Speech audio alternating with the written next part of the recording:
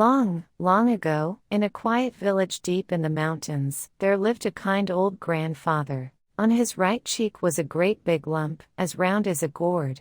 Whenever he took one step, the lump would dangle and sway. When he took 2 steps, it would wobble and bounce along with him. Each time he went to the marketplace, children would follow behind him, laughing and calling out, "Lumpy grandfather! Lumpy grandfather! Look how big that lump is!" But the grandfather never grew angry. He would simply chuckle softly and gently pat the children on their heads. He was a warm-hearted man who accepted the life given to him. Day after day, he worked hard gathering firewood, living quietly and honestly in the little mountain village. One bright spring day, the grandfather carried his wooden pack frame and went up the mountain to gather firewood. As he chopped the trees with his axe, he sang a cheerful song. "Eol leo leo leo, with this wood I'll buy rice for my dear wife. Eol leo leo leo, with this wood I'll buy her a new dress." His voice was as clear and gentle as a flowing spring. The birds in the trees paused to listen, and even the squirrels sat on their branches, watching him with curiosity. Before he knew it, he had gathered a great bundle of wood and tied it to his back. The sun was already dipping low in the sky. The grandfather had been singing so happily that he hadn't noticed how much time had passed. Kind-hearted and gifted with a lovely voice, he hummed softly to himself as he carried the heavy load and walked down the mountain path. The grandfather carried his bundle of firewood down the mountain path, but before he realized it, evening had quietly fallen. The forest grew darker and darker, and from all around him came strange rustling sounds. "Rustle, rustle, whisper, whisper. This won't do," he murmured. "I can't keep going. If I lose my way in this darkness, or run into a tiger, I'll be in real trouble." With a worried heart, he looked around. Far in the distance, he spotted the faint outline of an old house. "Well now, that looks like an empty house. I'd better spend the night there." Carefully, he made his way toward it. The house was very old. The door hung crooked, creaking as it swung back and forth. Holes the size of a fist dotted the walls, and a chilly wind whistled through them. "Oh dear, this is frightening. I'd better sing a song to calm myself." Trying to steady his trembling heart, the grandfather began to sing in a soft, lonely voice. bright moon in the sky, where did you wander in the daytime? Now you return in the night." Bang! The old door suddenly burst open, and large shadows rushed into the room. The grandfather jumped in surprise, stopping his song and lifting his head. Oh my! In front of him stood 5 or 6 goblins with tiny horns on their heads. There were red goblins, blue goblins, and even green ones, bright as painted toys. "Oh dear, what trouble I've walked into," the grandfather thought, his heart sinking. But when he looked carefully, the goblins didn't seem scary at all. Their eyes were closed as they swayed gently to his melody. Some wiggled their hands and feet, and one goblin was even dancing with its shoulders. Taking a deep breath, the grandfather found his courage and began to sing again. His voice flowed softly, sometimes sad and sweet, sometimes lively and cheerful. The goblins grew happier and happier, dancing in circles around him. At last, when the song came to an end, the goblin leader stepped forward, his eyes sparkling. "Grandfather," he said, "that was the finest song we've ever heard. Tell us, where does such a beautiful voice come from?" The grandfather chuckled softly. "Why, it comes from my mouth, of course." The goblins shook their heads. "That can't be true.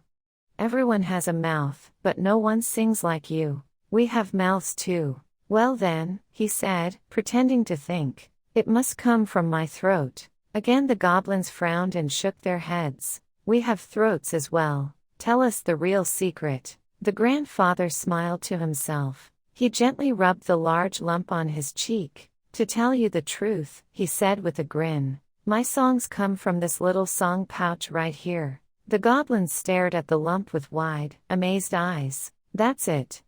That must be the one," the goblins cried. Their eyes sparkled as they rushed toward the grandfather and crowded around his lump. Some poked it gently with their fingers. Others pressed their ears close, trying to listen to the sound inside. "Grandfather, why don't you sell us that song pouch?" The grandfather shook his head in surprise. Sell it. But it's attached to my body. How could I possibly sell it? Hee hee. Leave that to us. The goblins giggled. They swung their magic clubs, and with a quick pop, the lump came cleanly off. The grandfather quickly touched his cheek. The lump was gone, and only smooth skin remained. The goblins cheered with delight and piled bundles of treasure at his feet, shining gold pieces, glowing jewels, and rolls of fine silk. Priceless treasures filled the room. Then, hugging the lump carefully, the goblins vanished in a flash. The next morning, when the grandfather returned to the village carrying his treasures, everyone stared in amazement. "Grandfather, how did you remove that enormous lump?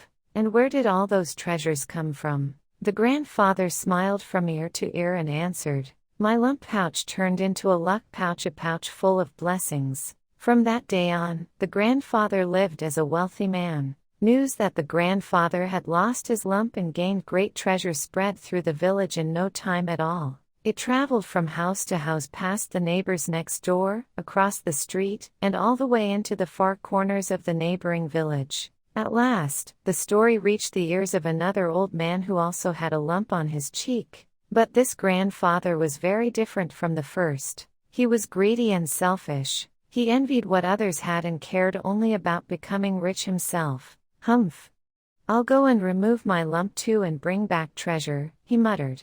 "I'll bring back even more than that old man and become the richest person in the village." That very night, the greedy grandfather hurried up the mountain. Unlike the kind old man, he did not bother gathering wood with care. "Bah! What's the point of chopping wood? All I need is treasure." He rushed straight to the old house and went inside. Then he began shouting a song at the top of his lungs, waiting for the goblins to appear. "Goblins, goblins, come quickly, come. I'll give you my song pouch, come and take it." But his voice was full of greed and sounded harsh to the ears. His song had no rhythm and no heart. He sang and sang, yet no goblins appeared. "Cough, cough. My throat is killing me. When are those goblins going to show up?" The greedy grandfather grumbled hoarsely, and just then, bang! The door burst open, and at last the goblins came rushing in. The greedy grandfather smiled to himself and pretended not to notice, continuing to sing loudly. But something was wrong. The goblins' faces were dark and unhappy. They frowned deeply. "Ha! Ha! Ha!" The goblins laughed mockingly. Thinking things were going well, the grandfather sang even louder. But the goblins covered their ears and shook their heads. After a while, the goblin leader stepped forward, glaring at him. "So you've come to sell us that song pouch too?" "Yes, of course," the grandfather said with a sly grin, rubbing his lump. The goblin leader roared in anger. "That ugly lump? You call that a song pouch? You tricked us once, do you think we'll be fooled twice? If that's the case, take this lump as well." Before the grandfather could react, the goblin slapped the old lump they had taken before onto his other cheek. Smack! "Oh no! I tried to lose one lump and ended up with two," he cried. The greedy grandfather stumbled down the mountain, tears streaming from his eyes, a lump hanging from each cheek. Instead of treasure, he had gained nothing but another burden. Behind him, the goblins' laughter echoed through the valleys. "Ha! Ha! Ha!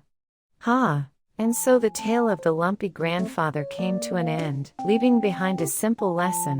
Those who chase greed may lose more than they gain. See you next time with another warm and magical story from long ago. Don't forget to like and subscribe.